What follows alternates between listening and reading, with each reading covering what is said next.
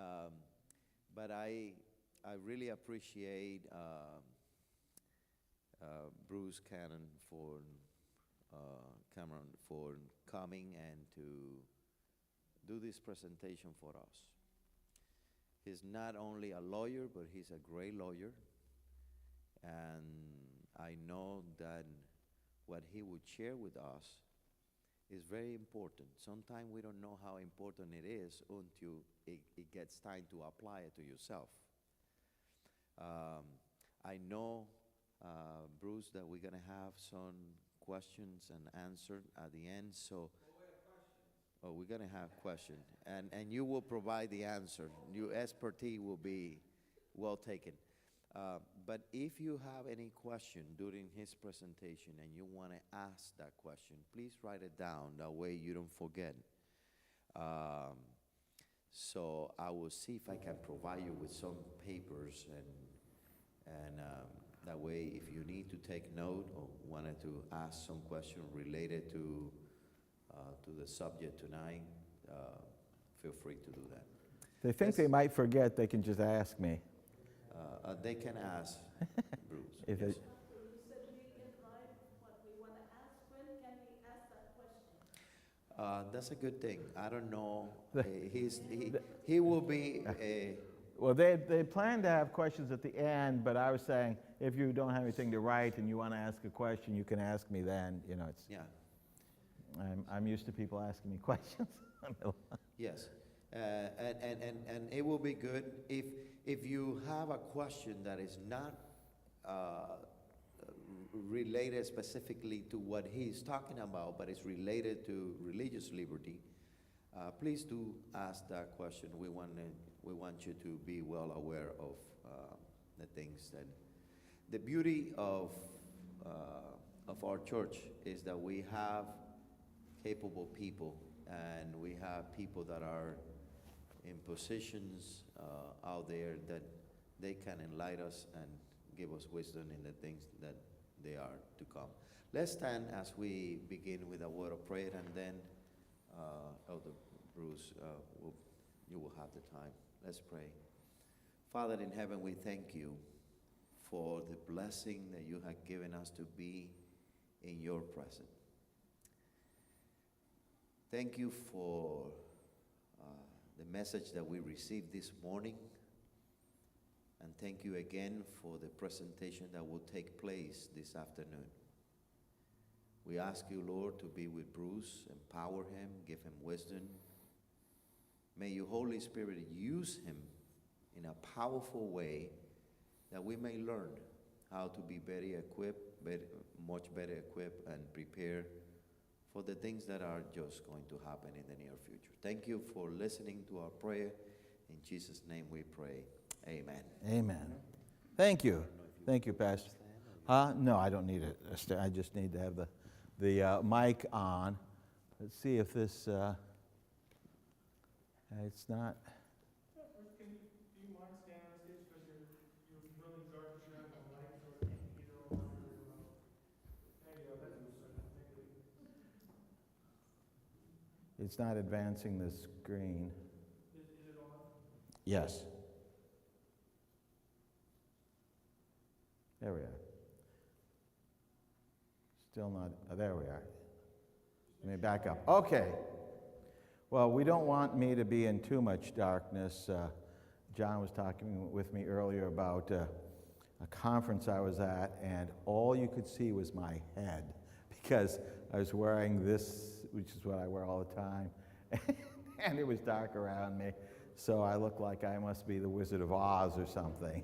So, what can I say? Well, my name is Bruce Cameron. I know they said my name, but they didn't say anything else about me. I'm the Reed Larson Professor of Labor Law at Regent University School of Law, and I'm also on staff with an organization called the National Right to Work Legal Defense Foundation, where I've been litigating religious liberty cases and First Amendment cases for, well, this is my 47th year of doing it, so I've been litigating constitutional law, religious liberty cases for a long time. So let's get into it. It was a cool, clear morning in Chicago. Now, when you think about Chicago, what do you think about? Been a lot of dangerous things happening lately, right? A lot of people getting killed.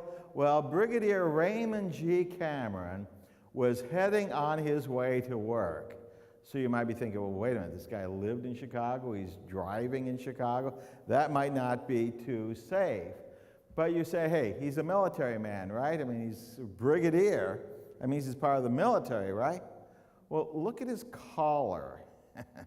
If you're World War II people, notice there's just one S, not two. So he is an officer in the Salvation Army. And that's a conservative Protestant religion. And you might say, hey, wait a minute. His last name seems to be the same as yours. Is he related to you? Is he your father? The answer is not my father. He's my father's brother. And so I knew him growing up. And he was driving to, in Chicago, the Chicago South Side Men's Center. You know, the Salvation Army has these centers to help men who are really at the bottom of their life. So if you want to think about a dangerous job, imagine this. You're in Chicago driving to the South Side. The South Side is one of the most dangerous places in the country, right? And he's there helping people who are at the bottom, really, of their life, potentially dangerous people. And so that was just part of it. There were racial tensions then. We feel like we've got racial tensions in the country right now. We had serious racial tensions then. This is in the late 70s. And the Black Panthers were unhappy with their treatment by the police, and so they were literally shooting police officers. You know, they'd be on the top of buildings, and if they saw a police officer, they would shoot them. Now, I want you to look at the uniform of the Salvation Army officers. What does that remind you of?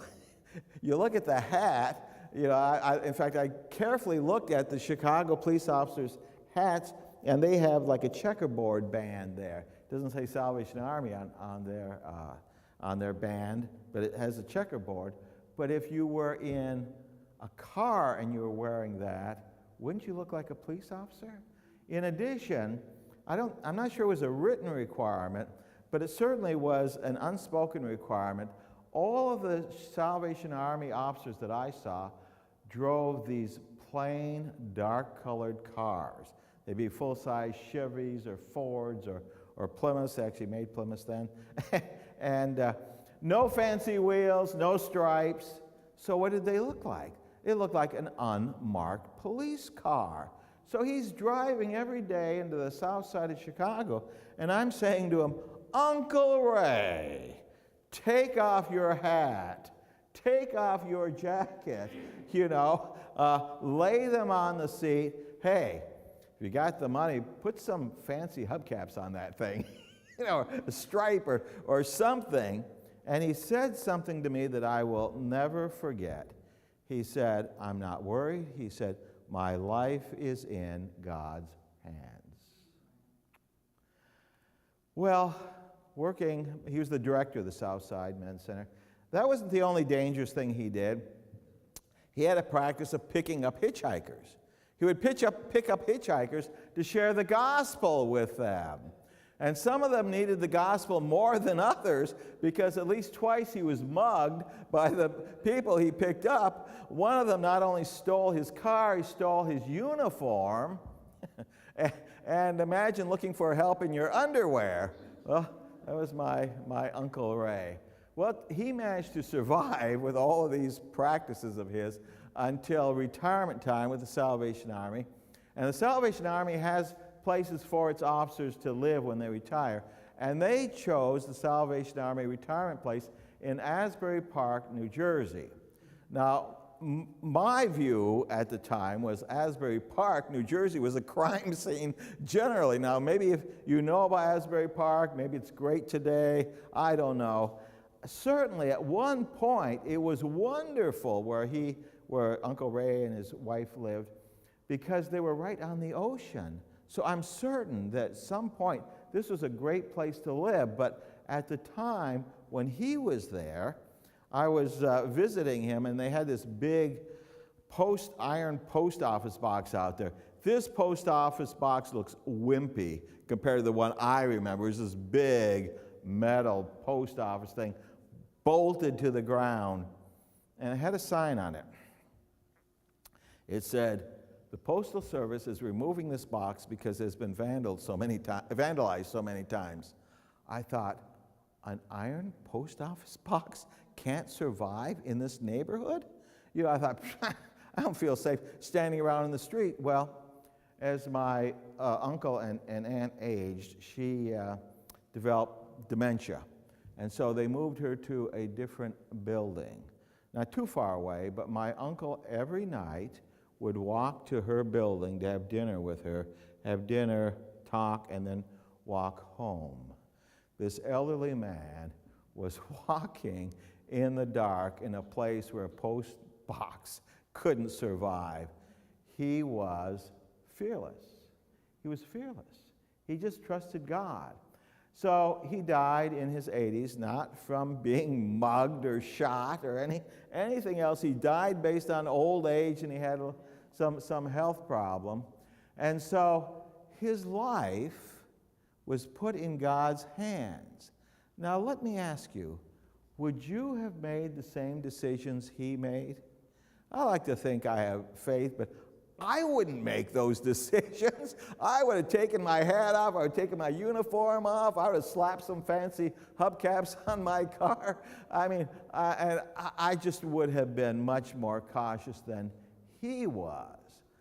The reason why I tell you this story is because over the years, I've represented many people who had, in the eyes of the world, if not in the eyes of fellow church members, unbalanced views. They're not the mainstream. The world wouldn't begin to understand, you know, his faith. And many Christians would have trouble understanding. So let's talk about constitutional law. I promise I'm not going to make this a constitutional law class here, but let me explain some constitutional principles, because I think it will help you to understand the cases that I'm going to discuss shortly. First Amendment rights of speech and religion, at least historically, have been protected in this way. You have something you want to say, you have some religious practice that you want to engage in, and the government says, no, you can't do that.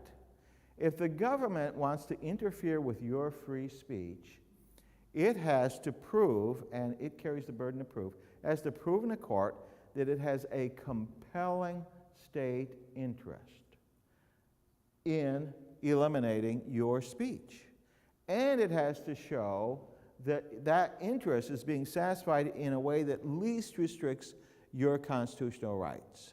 That's called strict scrutiny. And that's the highest level of review, the highest level of restraint on the government from limiting your free speech rights, your religious speech rights. Think about that. Isn't that a balance? Some judges say, well, how important is the government's interest here in limiting your religious speech? And you're saying, hey, you know, these religious things are important to me. I want to share them. And so that's a clash. And the judges, often secular judges, are resolving the balance. I think that is inherently problematic. It's not, okay. Apparently sound travels more slowly here because I press the button, it takes a while for it to change. So how, I ask you, can unbalanced, that is rigorously held religious beliefs, and I'll bet you the world thinks your views are unbalanced, right? I mean, you know. How can they be adequately protected by a legal system that depends on reaching a balanced result? Okay. Just that little con law snippet there. So it turns out that right now, your right to freely exercise your religious beliefs is not as protected as I just said.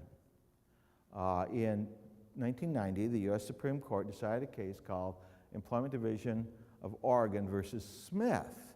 And the court was looking at someone who's practicing their religious beliefs. And the court, this is the U.S. Supreme Court, said, you know, there are all sorts of different religions and all sorts of different religious beliefs and all sorts of different understandings of God's will, how can the state possibly accommodate them all? They say to require the state to do that would be to court anarchy, the court. So that's what the U.S. Supreme Court said. It would court anarchy. And so they came up with a system to determine whether or not your rights would be protected that wasn't a balance.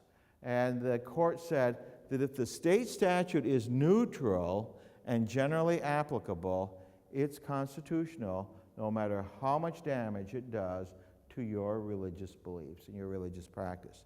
Now you notice I've got a picture of a gas station, gas pump up there. You might have noticed there's something going on with gas these days, right? It's kind of expensive. You may be thinking, well, you know, should I go someplace because gas is expensive? Well, I pointed out when I was preaching this morning how old I am. So I've seen this happen a few times where we had problems with gas supply. I mean, the gas supply then was because of foreign countries. Gas supply now is because of decisions of our government. But back then, our government was looking at the consumption side. So far, our current administration is not looking at consumption. They're just letting the prices go wherever they will go. But in order to limit consumption, they had limitations, rationing of gas. You could only buy gas on certain days of the week, turning on, you know, what was the license plate number that you had. So let's assume that today, you know, some Green New Deal people say, well, wait a minute, we've left the consumption side alone. Let's get involved in that. And they came up with this brilliant idea to not interfere with business, but simply, you know, save the planet and save gas. And they say, you can't drive your car on the weekend. No one can drive a car on the weekend.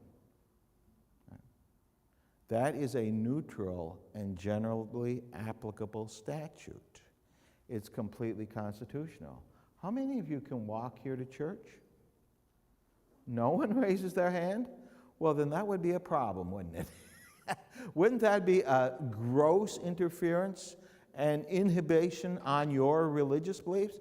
Now, back at RGF, Redeeming Grace Fellowship, someone asked me what I meant by that. I could actually ride my tricycle, so I could get there if they told me not to drive. But do you see what my point is?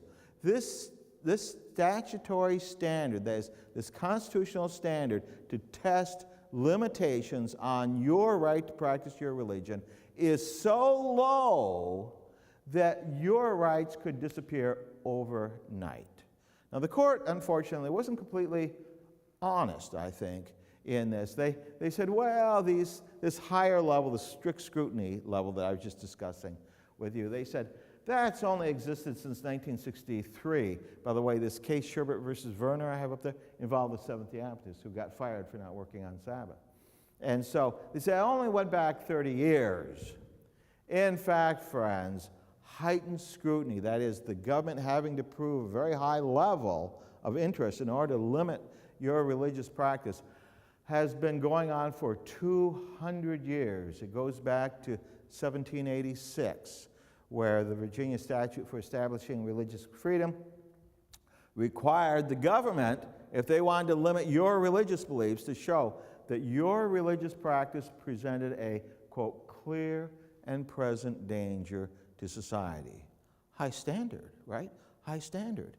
And so in 1990, that right was taken away from us. Well, with that background, I want to discuss with you current Supreme Court litigation. I want to discuss three areas. Number one, I want to discuss the rights of business owners to run their businesses in accord with their religious beliefs and stay in business.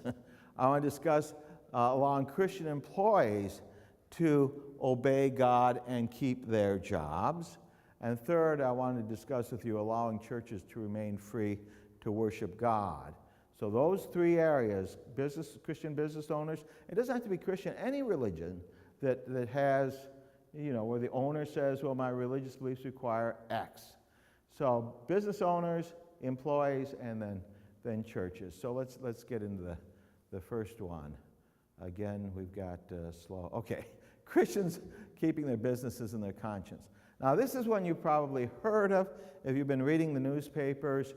Jack the baker. Jack was a baker in Colorado. He owned his own shop, and Jack would make cakes that he would sell to the public. Jack didn't care who you were. He'd make, any of these cakes he had baked, he would sell it to you. Didn't matter what your sexual orientation was, or whether you suffered from gender dysphoria, or what your color was, or your national origin, or your religion, or your gender, anything. Jack would just sell you a cake if you had the money. But with regard to his custom cakes, Jack would make custom cakes for customers that used Jack's talents and his abilities and his special what? Understanding of how you make a great looking cake. And if you asked him to make a custom cake that was in conflict with his religious beliefs, he wouldn't do it. He'd tell you, go to another baker. For example, if you asked Jack to bake a cake to celebrate Halloween, he would say, no, that's inconsistent with my religious beliefs. So a same-sex couple came into Jack's bakery and said, we want you to make, and these were existing customers, right? They'd bought lots of cakes from him in the past. They said, Jack, we want you to make a cake that celebrates our same-sex marriage. And Jack sat down with them and said, look, guys, this is inconsistent with my religious beliefs. I cannot do this. The state of Colorado came down hard on him, took away his custom baking business. They were trying to fine him. They're doing all sorts of things. And he lost all the way up to the U.S. Supreme Court. At the U.S. Supreme Court, he won, but he won a very technical victory. It's not a victory that would protect other bakers. It had to do with how the state of Colorado was saying, the people who were judging his case were saying negative things about him and his rights before they decided the case. So Jack won, and almost immediately after his case was remanded back down, the state of Colorado sued him again on the same thing, his religious beliefs in conflict. Now, here is what should worry every one of you about the future. We say in the church, the youth are the future of the church, right? They're the future pastors and leaders and what have you. Look at this recent poll. Among young people, 18 to 29, 64%, nearly two-thirds, reported that wedding-based businesses should not be allowed to refuse services to same-sex couples on religious grounds. Two-thirds. What are these young people saying? They're saying that anti-discrimination is more important than your religious beliefs. Did you ever notice that your religion requires discrimination? You make a distinction between God and Satan. You make a distinction between good and bad. I mean, you discriminate all the time. The Bible says choose good and reject evil. And these young people say, well, discrimination can't exist for any reason, and particularly not for your religious beliefs. So Jack is one involved in wedding-based business. So we've got another baker case.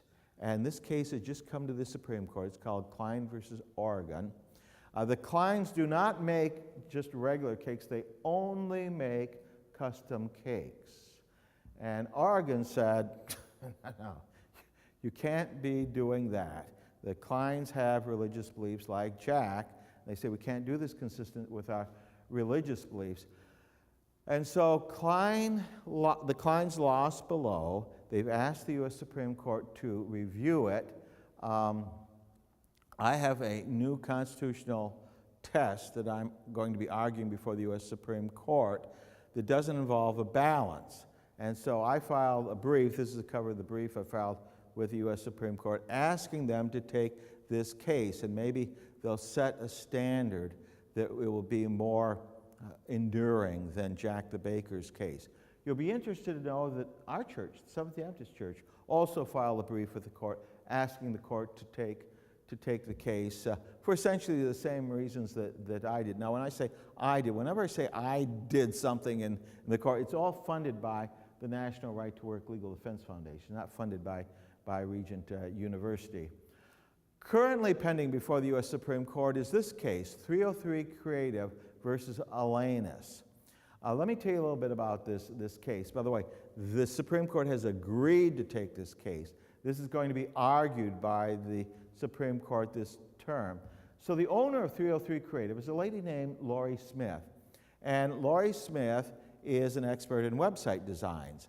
And Laurie Smith is also a Christian who says, well, like Jack the Baker, like the Kleins, I have to conduct my business in accord with the will of God.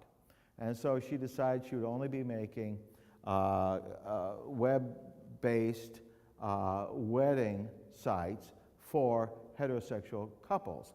And she didn't want people to think she was a bigot, so she was going to put on her webpage the reasons. She was going to explain she's a Christian, this is her understanding of God's will, and this is why she couldn't do this. She could only make web pages for same-sex couples for their wedding. Pardon me? Right, only for heterosexual. Did I say same-sex? Oh, man. If you notice any errors like that, jump up immediately. Right. Oh, man. Should I tell you a quick story? Sometimes I'll get something stuck in my head. I was trying a case, and I kept on calling this one witness by the wrong name. And the judge basically said to me, knock it off. Call him, I don't remember if it was him or her, the correct name. I don't know what was stuck in my head. I kept calling. Finally, the judge looks at the court report and said, just write down the correct name when he mentions them. Anyway, so thank you. So Laurie Smith, freedom-loving Colorado, right? said, oh no. Colorado said, you cannot do that. And more than that, you cannot explain your religious beliefs, because if you do so and your explanation ends with, and I can only do this for heterosexual couples, well then you violated the law. And so her case went up to the U.S. Court of Appeals for the 10th Circuit. The U.S. Court of Appeals is the court right below the U.S. Supreme Court. And the 10th Circuit, when they got this case, said this about her case. They ruled against her, right? But they said what the state is doing is compelling her speech. And what the state is doing is taking sides on speech. And therefore, they said strict scrutiny is required. By the way, they were talking about speech there. She had also raised her right to practice her religious beliefs. They ruled against her, saying, this statute is neutral and generally applicable, therefore you lose. Her lawyers decided to only take the speech issues to the U.S. Supreme Court, religious speech issues. So normally, when the state compels you to say something, which sounds terrible, doesn't it? And compels you to say something on one side of the issue as opposed to other, that's the kiss of death. That is absolutely unconstitutional. In fact, in the brief filed by the Alliance Defending Freedom, asking the court to take the case to begin with, they said they had done research. They had never found a case that had survived strict scrutiny when it was compelled speech and it was content-based speech. So how did the 10th Circuit get around that? This is an important lesson for those of you who think that judges should be able to balance. Here's what they said. They said Laurie Smith is like a snowflake. Not like a snowflake in the case where you say, well, this person has no gumption, right?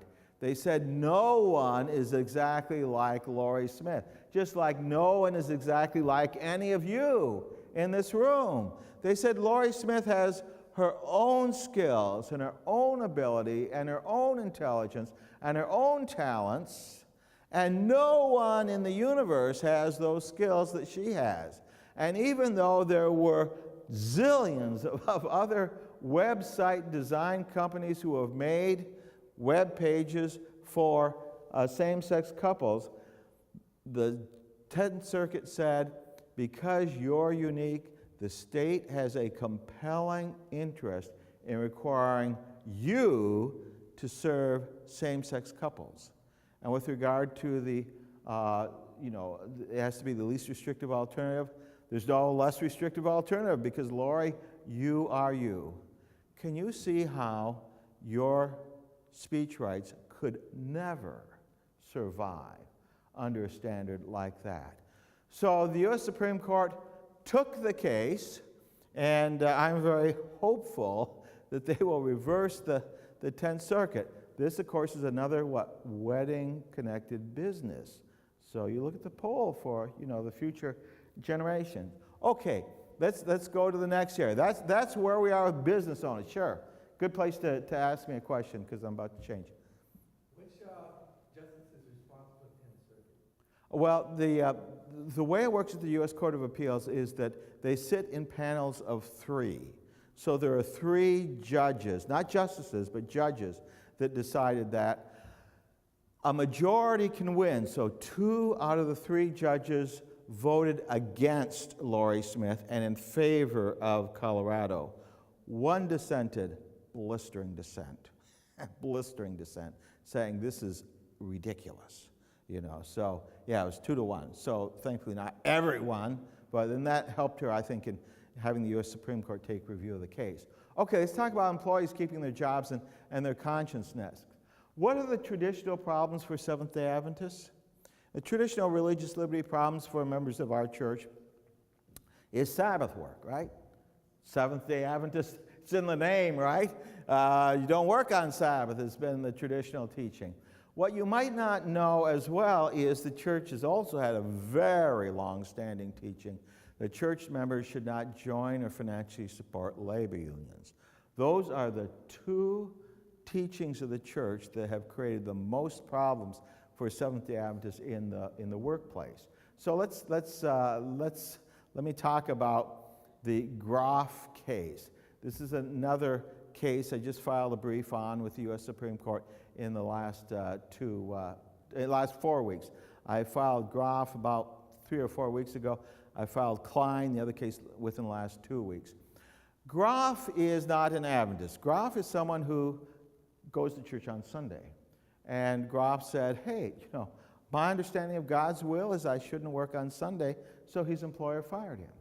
And so what we're asking the court to do is to take the case, and by the way, our church also filed a brief in that case, asking the Supreme Court to take the case, and straighten out an old problem that has caused hundreds, I would say, if not more, of Seventh-day Adventists to lose their job. There's a federal statute that applies to most private sector employers that says, A, you can't discriminate against employees based on their religious beliefs, and B, you have to attempt to accommodate their sincere religious beliefs, right? So you can't be discriminated against, but you can be discriminated in favor of if your religious beliefs require it. Now, employers and unions are given sort of a get-out-of-jail-free card. The statute says you have to accommodate unless to do so would create an undue hardship on the conduct of the business. How do you understand that language, undue hardship?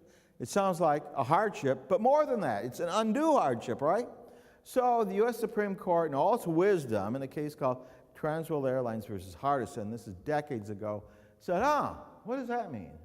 And they said, well, we think that what it means is that any burden on the employer that's more than just a de minimis, that is, just a minor burden, releases the employer from having to accommodate. That's a horrible decision. And as I say, it's caused tons of Adventists to lose their jobs, because if you say, I want Sabbath off, and the employer says, well, that would create, more than just a little burden for us, then likely they are going to win. So in the Groff case, I want the Supreme Court to take that case to reverse Hardison. A number of the justices have already said that they want to relook at Hardison. And in fact, in this case, Darrell Patterson versus Walgreen, Darrell Patterson is a Seventh-day Adventist. His case was, in fact, litigated by the church. He was fired because he wouldn't work on Sabbath. And so it came to the U.S. Supreme Court. I filed a brief with the court. The church was actually representing Patterson. And we said to the court, take this case. This was during the Trump administration. The United States, the Department of Justice under Donald Trump, filed a brief with the court saying, yes, take that case. We think Hardison was wrongly decided. So the government was with us, and there were several justices, at least 4 of them, that said they thought Hardison should be looked at.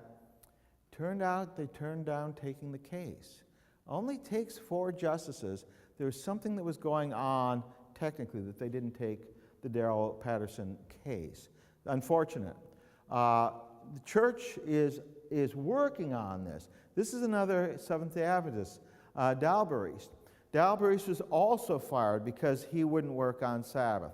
Asked for a religious accommodation, lost his job, came to the U.S. Supreme Court, and the church was, funding his litigation in part.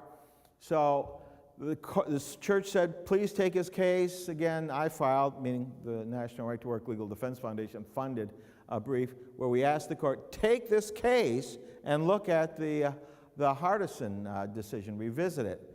Supreme Court said no.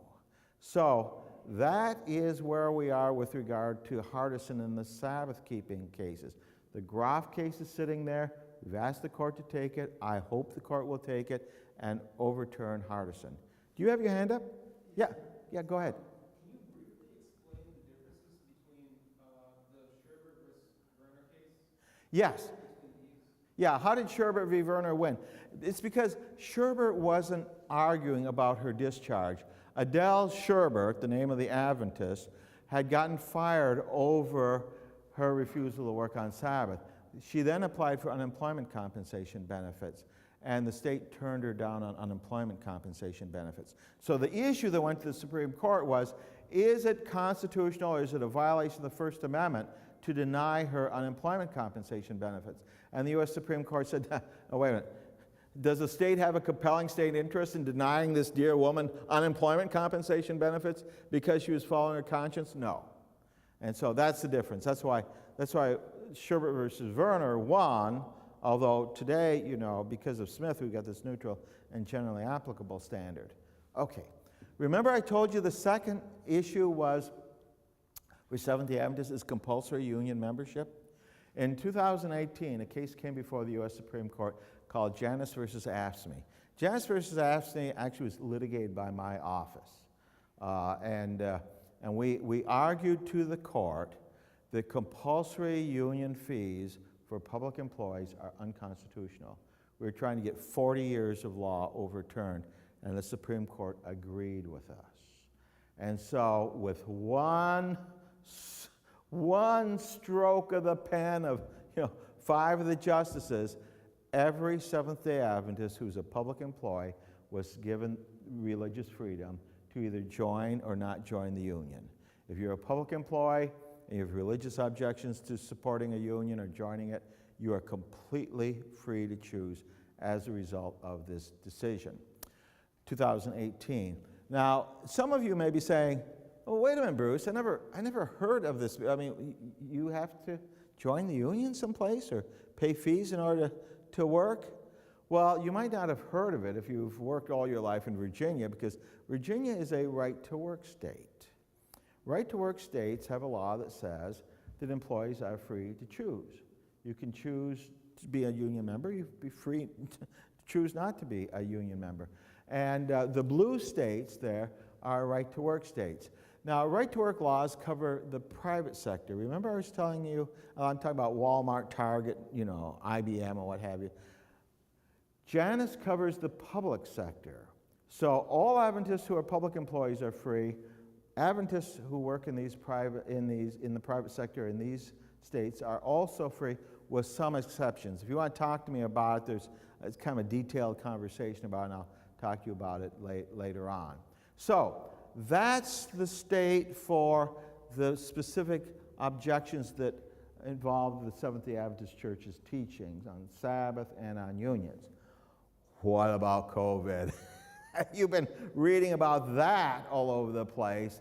What about employees who have religious objections to getting the shot? And during the sermon I was talking about, hey, this church has traditionally said, be careful what you're taking in your body.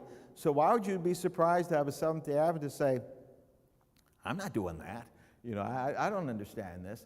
And unfortunately, there's been a lot of name-calling for those that that were asserting their religious liberty rights. You know, this headline here, why refusing the COVID-19 vaccine isn't just immoral, it's un-American. So you have no morals and you shouldn't call yourself an American. Pretty stringent language, right?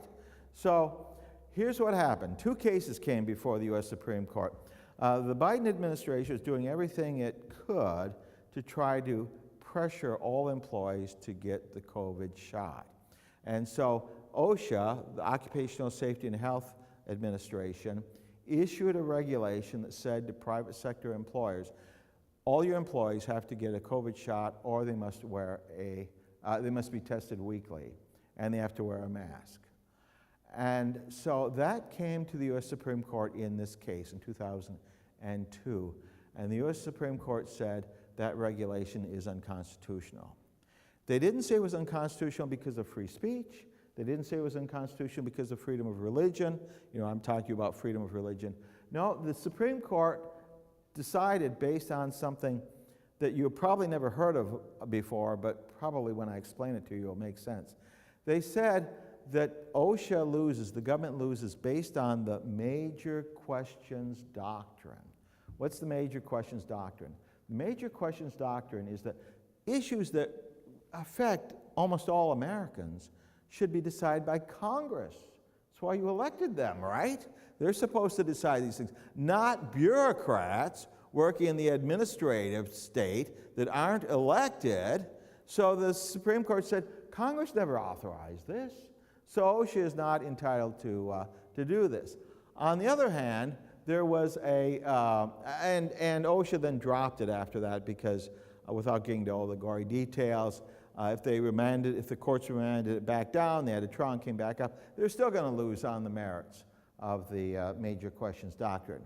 But there was another case that came before the U.S. Supreme Court at the same time involving HHS, the Federal Health and Human Services Department, and it involved employees of health care institutions. HHS had mandated that health care providers require their employees to get vaccinated or be tested and wear a mask. The people who challenged that in Biden versus Missouri lost. The Supreme Court said the government has a right to require healthcare employees to be vaccinated or wear a mask. Why? Because they said government money is involved. Medicare, Medicaid, you know, they're funding this, so because they're funding this to a large degree, they get to make those decisions. And so if you're a healthcare employee, likely you were told, you know, get vaccinated or hit the road. All right, these are preliminary decisions of the U.S. Supreme Court. They basically came up on what we would call a preliminary injunction stage. There are no final rulings in the country that I'm aware of. There are a huge number of cases involving the military. And I thought I'd talk about the military, but just because there's so many of you are either in the military or have family members in the military or know friends who are in the military. Now, the passage of time has made it harder for the government to win because these employees who say, and military members who say, that I have religious objections, the state has to carry a burden here. If you're a private sector employee, they have to show an undue hardship, right? Which we said is not that high. If you're a member of the military, they have to show a compelling state interest. There's a federal statute, the Religious Freedom Restoration Act, that requires that of the military. So with the passage of time, what have you learned about the vaccination? You've learned it doesn't keep you from getting COVID. I've had 3 shots, I got COVID, right? And you've learned it doesn't prevent you from sharing it to others. So what compelling interest does an employer have or the government have in having you get the shot if you can both get it and share it? That's the problem that employers face with the progression of information about this. So let me just go quickly through these. The Navy, 3,368 active duty and 867 ready reserve requests for religious accommodation from receiving the COVID shot. Only 42 have been granted. and 1 reserve was granted. There's a court in Texas that enjoined the Navy from firing its officers and enlisted men. I was eating dinner with my wife outside, and one of my former students, who's now a lawyer, came up to me and said, Professor Cameron, I want to talk to you about my husband's situation. Her husband had been in the Navy for 19 years. He had religious objections to getting the COVID shot. If he refused to take it and stayed in the Navy, he would be court-martialed, go to jail potentially. If he resigned, those were his only options, resign or be court-martialed, then he would lose his pension. If he were court-martialed and lost, he'd lose his pension.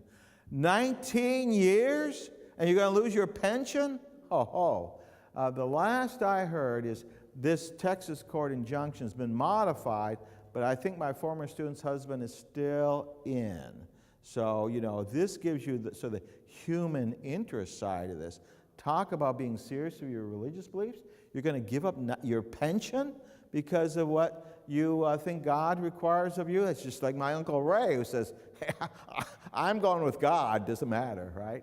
Here's the Marines. You see these are current dates, July 6, 2020. 3,733 requests for religious accommodation. Only 7 have been approved. By the way, I had my students at Regent pull these stats up for you. As of July 7, 2020, the Army has approved 19 religious exemptions from COVID-19 vaccinations. There have been 1,309 that were disapproved out of 7,701 religious exemptions requested, so you can see there are a lot that are just sitting there. The Army has separated 1,037 soldiers for refusing the COVID-19 vaccine as of June 21, 2022. So those soldiers have lost their job, lost their retirement too, if they're eligible for it. Air Force, July 11, 2022, 2,847 requests are pending, only 104 approved, and 6,803 disapproved. 575 pending appeals. Of the decided appeals, only 31 were approved, and 3,685 were disapproved. You can see it's tough if you're in the military and you have religious objections. Okay, let's turn. Pastor, have you got your hand up? No. Oh, okay. I didn't know if you're just resting on the thing. Yes, sir. What do you say, John?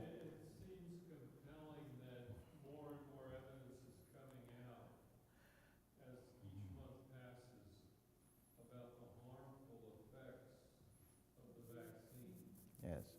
And so I would imagine, I don't know, I can't predict the future, but there's less and less the government can stand on. Yes, harming all of these individuals in the military. Yeah, you're exactly right. I mean, the data is horrifically bad. Yeah. As far as the bad effects from the vaccine. Yeah, I'm with you because, of course, I'm in favor of religious liberty. I don't want people losing their job because of this. And so you're right. The facts are trending to help these individuals who are, saying this is what God requires of me. The problem is, this last slide. This is just based on common sense. It has nothing to do with religion in reality. Well, right, but it has to do with the adjudication, though, because the state has to show, if they're going to win, a compelling state interest, right? And if they're a private sector employer, they have to show an undue hardship. If it doesn't harm you to have these people unvaccinated, then you can't win. If it's not creating some sort of problem for the military, you can't win. The problem, of course, is that we have all these people, 1,037 soldiers, who have already been separated from their employment. All right, let's talk about another right for employees. This time we're talking about public employees. Prayer at work. Do you like to pray at work? Do you think that that's important? Well, the Supreme Court recently decided Kennedy versus Bremerton. School District. This is June 27, 2022. So you see, I'm showing you really current cases, right? You probably have heard of this case. This is a coach in Washington State, football coach, and he wanted to kneel and pray. And the Supreme Court accepted the fact that he was not coercing students. He wanted to just sit down and pray, and he wanted to worship God.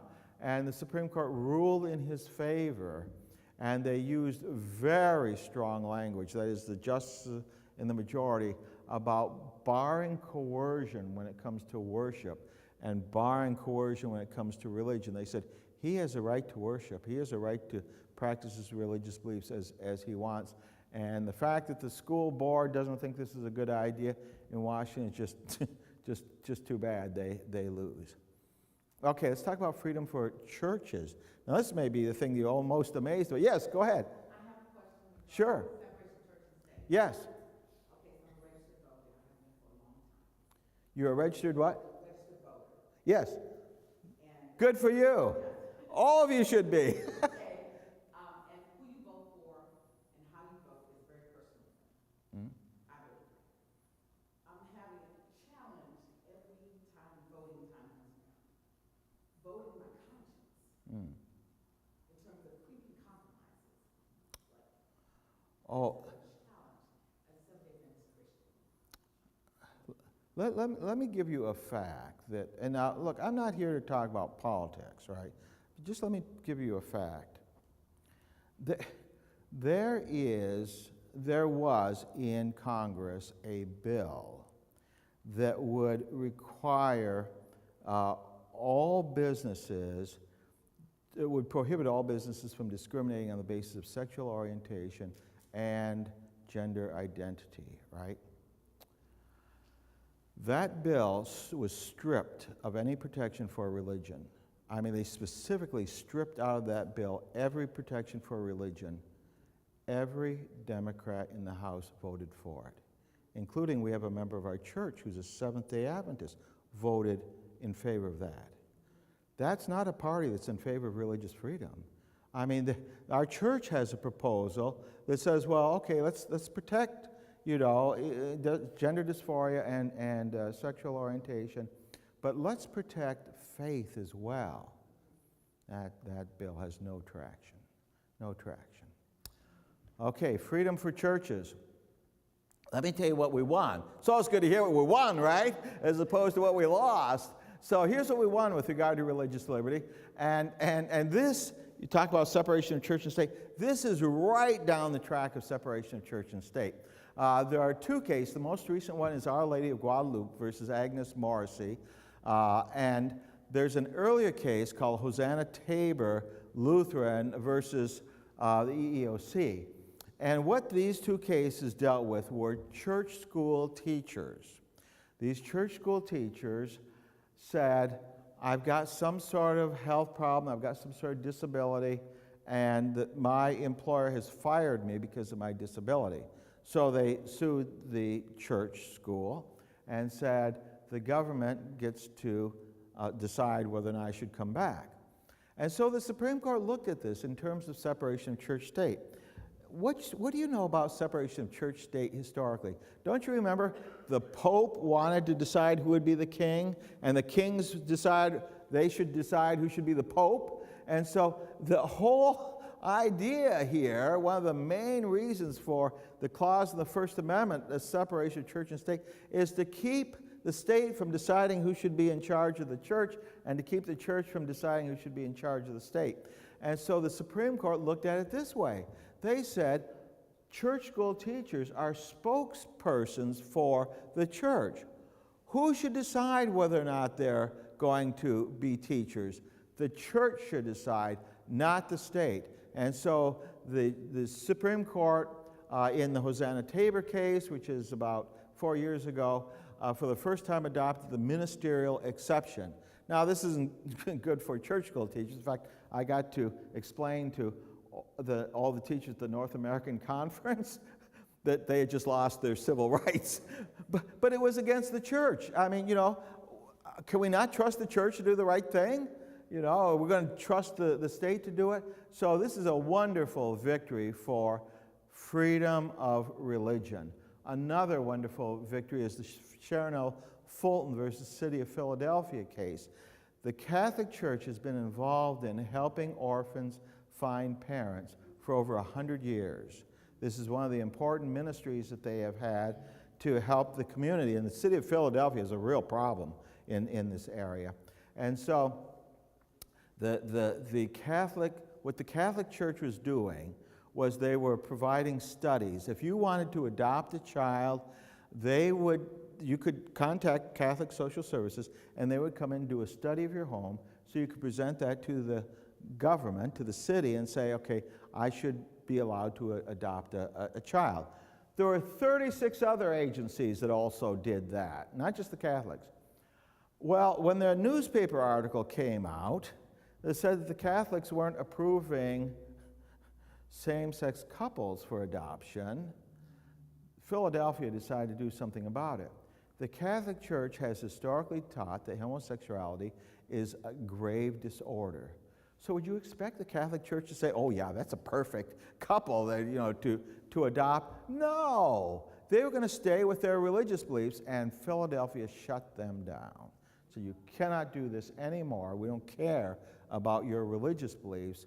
Came to the U.S. Supreme Court. U.S. Supreme Court said the state cannot stop the Catholic Church from doing. Hey, there are all these other people. I mean, if you're a same-sex couple, you want to adopt, go to one of them. Don't try to force the Catholic Church to do what's contrary to their religious beliefs. And then there's this happy guy. I won't try to pronounce Cheeky's last name, but Cheeky was a little Christian missionary going to a public school in Georgia.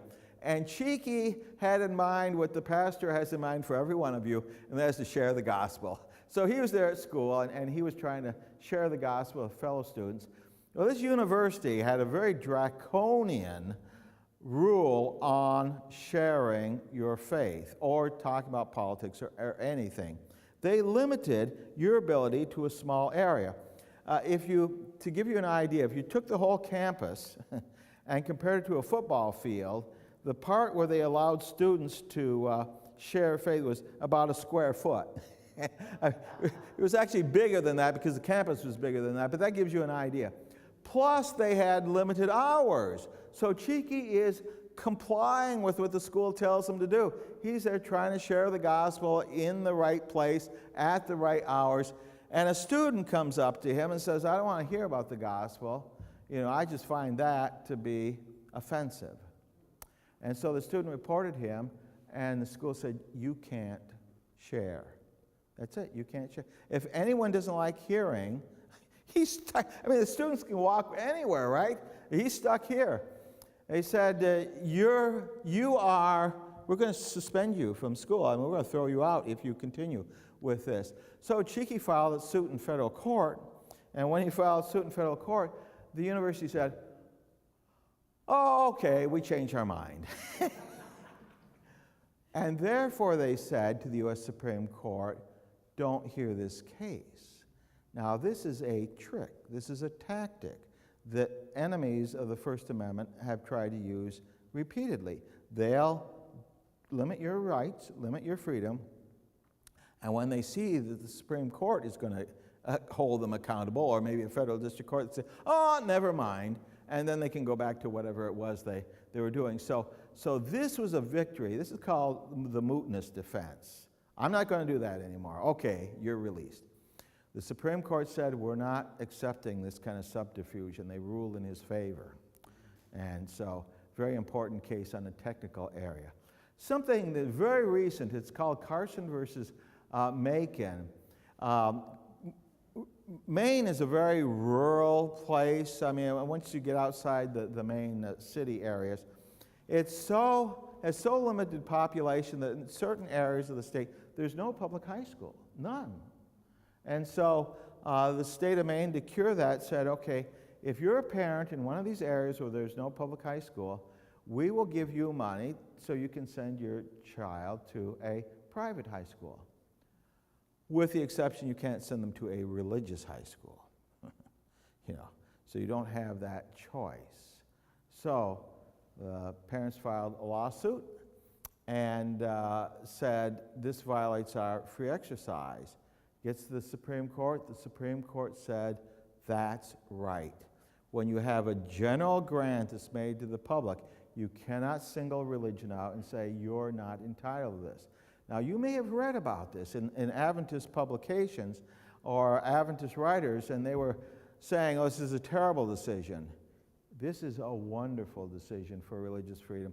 Let me show you what Ellen White says about this. And there's no excuse for people in our church. You know, I mean, if you just say, look, I disregard Ellen White, I'm going to follow the U.S. Constitution, my view of it as opposed to, letting my religious beliefs decide, well, that's something else. But look at this. This is Ellen White, Testimonies to Ministers and Gospel Workers. You can look this up in the afternoon, we are in the afternoon, later in the afternoon, page 197 to 203, 1985, so it's been around for a while. You inquire with respect to the propriety of receiving gifts from Gentiles or the heathen. Who's she talking about? She's talking about Cecil Rhodes, who's the premier of Cape Colony, South Africa. He had given the Adventist Church 12,000 acres for it to establish a mission. So the church leaders were all at Twitter saying, well, wait a minute, what about separation of church and state? Should we take this money from the state? And so it comes to Ellen White, and she says, the question is not strange, but I would ask you, who is it that owns our world? Who are the real owners of houses and lands? Is it not God? Isn't that what you understand? Let these men read the book of Nehemiah. Now, I love this. So how about reading the Bible? You're going to make decisions based on the U.S. Constitution? How about making decisions based on God's Word? Read the book of Nehemiah and with humble hearts, touched by the Holy Spirit, and their false ideas will be modified, and correct principles will be seen, and the present order of things will be changed. Nehemiah prayed to God for help, and God heard his prayer. Do you remember what Nehemiah was praying about? The temple. He was asking for government money to fund building the church, as it were, God's temple. Nehemiah prayed to God, and God heard his prayer. The Lord moved upon heathen kings to come to his help, and when his enemies zealously worked against him, the Lord worked through kings to carry out his purpose and to answer the many prayers that were ascending to him for the help which they so much needed. And then she continues, the Lord still moves upon the hearts of kings and rulers on behalf of his people, and it becomes those who are so deeply interested in religious liberty, in the religious liberty question, not to cut off any favors or withdraw themselves from the help that God has moved men to give for the advancement of his cause. It's okay for the state of Maine to give our schools help? Ellen White says, you bet. Who owns the property? You know, in Virginia, you have a huge opportunity to give money to our schools. You've heard about the Virginia Foundation get tremendous tax treatment because of that. Okay, where does the battle rage? I'm running out of time here. I alluded to this, talked about this in the sermon. Have you ever seen the government shut down the church before? Never. I've never seen that before. Well, these two cases came to the U.S. Supreme Court involving California and New York, which were the most draconian in shutting down the church. And the Supreme Court eliminated, declared unconstitutional on a preliminary basis, almost all the restrictions on worship except for a couple. One had to do with seating distances. The other had to do with singing. The Supreme Court said that the state has a right to keep you from singing. How important is singing to your worship?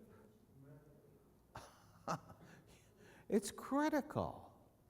So even at the Supreme Court, the state was allowed to make this decision. Now look, I'm not saying whether or not in a plague or a pandemic that we should never voluntarily do something that we think is in the members' best interest.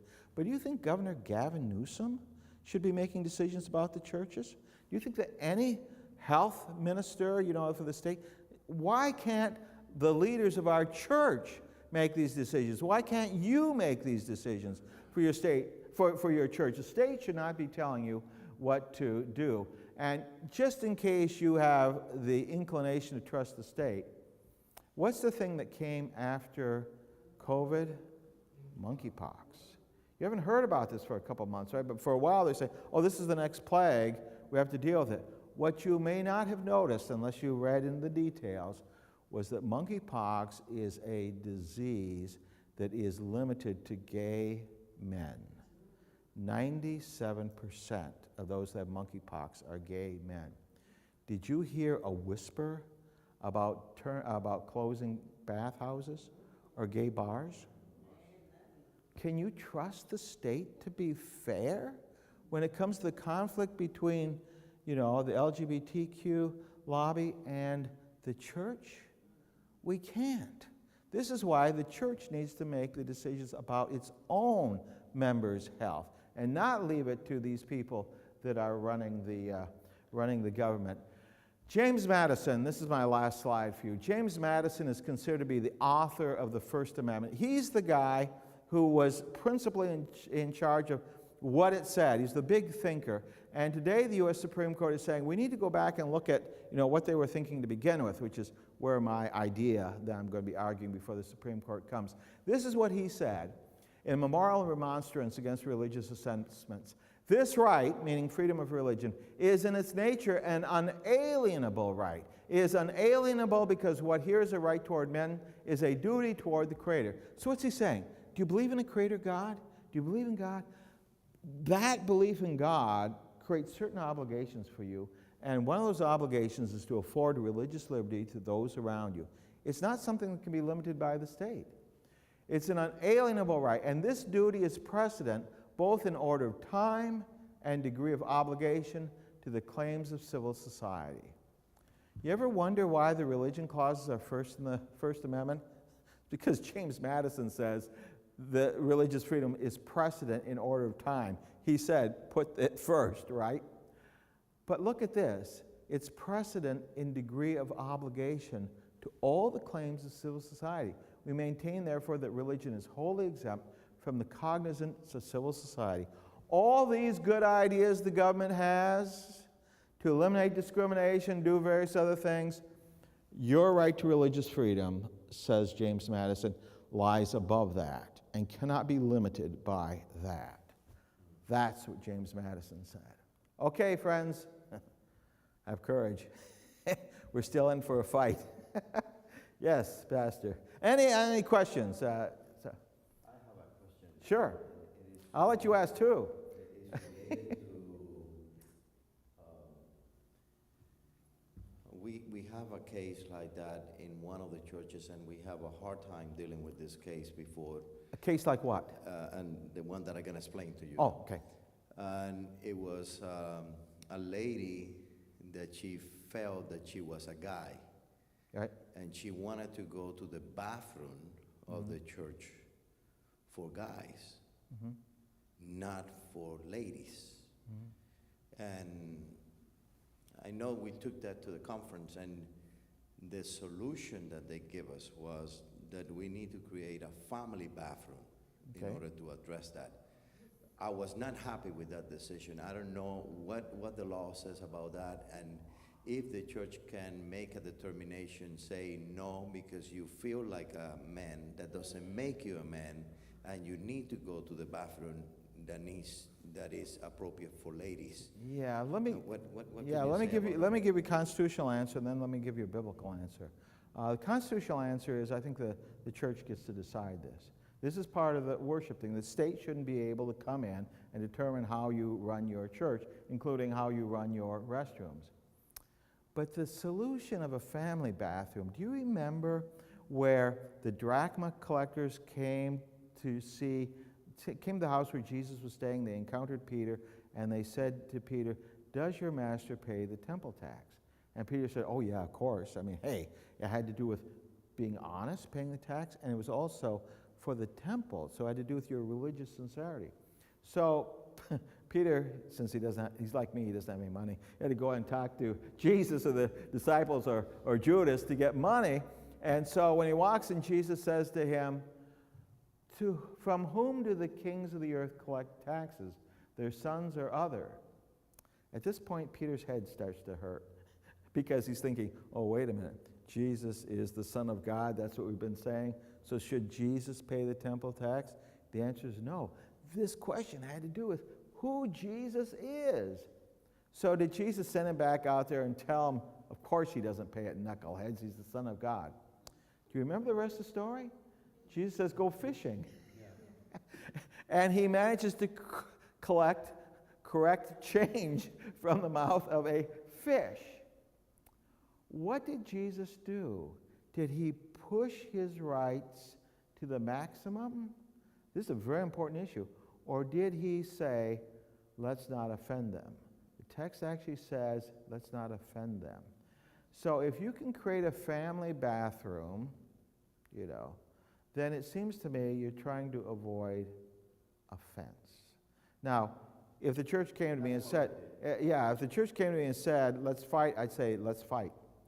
We can fight this. But the church has, one of the reasons why for separation of church and state is that the church is God's agent on earth, right? And so I'd expect the church to act in a way that's consistent with the will of God. Not to compromise on evil, but to what? Not create unnecessary offense. The conflict was not so much in creating a bathroom.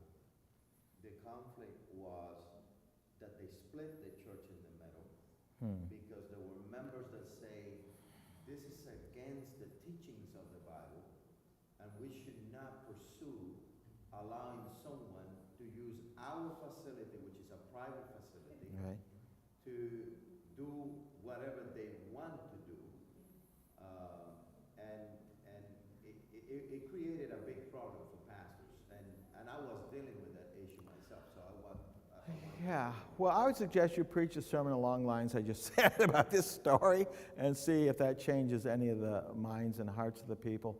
But at the bottom line is what? The church gets to decide. I don't decide this. So I got a question. So was that person a member or does it not matter? Anyone can just. It doesn't matter the constitutional analysis. Anyone can attend any church and say, I want this type of. Oh, yeah. The issue is, for example, this church, Was it a member, do you know? no, it was not a member, it was a visitor. Oh, then you should fight. And here's the reason why. The LGBTQ lobby just has what's known as testers. One of my students went down to Memphis to practice law because she said that what was happening was LGBTQ testers would call the local church and say, do you have weddings in your church, right? Most churches do. Let me tell you find out what the cost is and so on and so forth. And after they'd locked the church down on agreeing that they would have weddings, they would say, well, this is for a same-sex couple.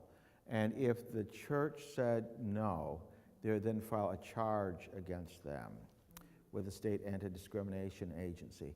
So if you think that is going on, if this is part of a battle as opposed to the church showing kindness to individuals, then I say fight, And you will be legally okay to do that kind of Oh, you might have to get the U.S. Supreme Court. Almost every one of these cases that I explained, the people of faith were losing till they got to the U.S. Supreme Court. Thank God for the 6 Catholics. Isn't that shocking to Seventh-day Adventists? It's the Catholics who are ruling consistently in favor of our religious liberty. It's amazing. Anyway. Any other questions here? He asked hard questions. Do you know if there's any specific denomination that is, I guess, staying the most steadfast in terms of scripture? Is there anything like, say, this particular group or that particular group is not giving in to the normal public opinion as opposed to what the scripture says? Well, not for main denominations. I'm going to include the Seventh-day Adventist Church among main denominations. I would say no. In the sermon today, I talked about how I thought the church compromised on the vaccination by telling members you have no valid religious claim. How could they possibly say that? So I was disappointed with that. But I've had conversations with religious liberty leaders with regard to the same-sex marriage. That is, I've been talking about this for maybe 30 years, that this is a freight train coming down the track and it's headed toward the church, because the LGBTQ movement is unlike any sin. Do you know of any association of adulterers or thieves or any kind of sin that says we're going to get together in an association, and if you disagree with us, church, about whether or not this is sin, we're putting you out of business? That's what's going on here. That's the problem, that they're determined to put the church out of business. Just like the Catholic Church, 100 years. You don't agree with us on same-sex marriage, we're ending your ministry to orphans.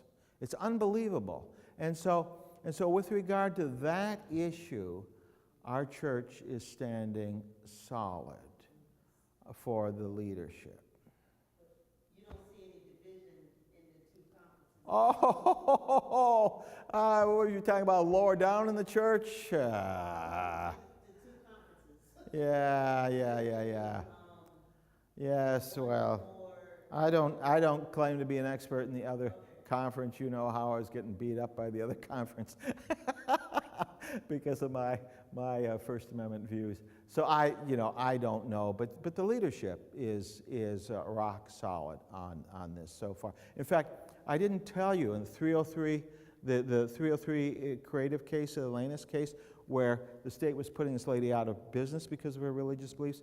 The church filed a brief in support of the lady. Have you heard of Spectrum magazine? Spectrum and Kinship International, which is an organization for gay Adventists, filed a brief opposing the church. And the brief says to the Supreme Court, don't be misled in thinking that all Seventh-day Adventists agree, which is your point, right? Now, the outrage of this is, do you think the justices of the Supreme Court rule based on what Seventh-day Adventists think? I don't. And so, what in the world? You're telling the court that there's disagreement in the church? How is that helping the church? It's certainly not helping your case. And so, the people, there are a bunch of former officers of the church and current faculty members in the church, mostly from La Sierra University. And they may have thought, well, we're in favor of gay rights and we're going to stand up for gay rights. That wasn't the issue in the case. The issue in the case was, should a Christian be put out of business because she disagrees with gay rights? That's the question. What Seventh-day Adventist should say that? I mean, that's putting it, in the bluntest way. Do you believe in religious liberty, or do you believe in gay rights over religious liberty? Thank you. John, we've got two more. Yeah. Yes, sir. I've had conversations with a family member concerning some of the political things that are happening, and Let me come closer so I can hear you better, okay? No, go ahead. Yeah. Oh, I'm giving the AV guy a heart attack because I'm just wandering around. Sorry. so I've had conversations with a member in my family concerning Bible prophecy and some of the things that are happening in politics and the government. And we were arguing about, as Christians, whether we should basically fight against these things or whether we should just sit down and let it happen, because the opinion of my family member was that these things gonna happen anyway, so why try to fight against it? Yeah, I've heard that question before. It's a good question, but think of this: is the church doing no good in the world? That is, are Seventh-day Adventists not converting anyone? If that were the answer, that we're just losing members, then I'd say, okay, come Lord Jesus, right? But if in fact putting off the second coming, putting off the restriction of religious liberty allows us to convert more people, then you want to fight. You want to preserve religious liberty for as long as you can so that every member of this church can share the gospel with others. See, the whole point of this is to keep Christians from sharing the gospel in a way that disagrees with the government, right? If your gospel is simply what the government's gospel is, well then you'll be fine.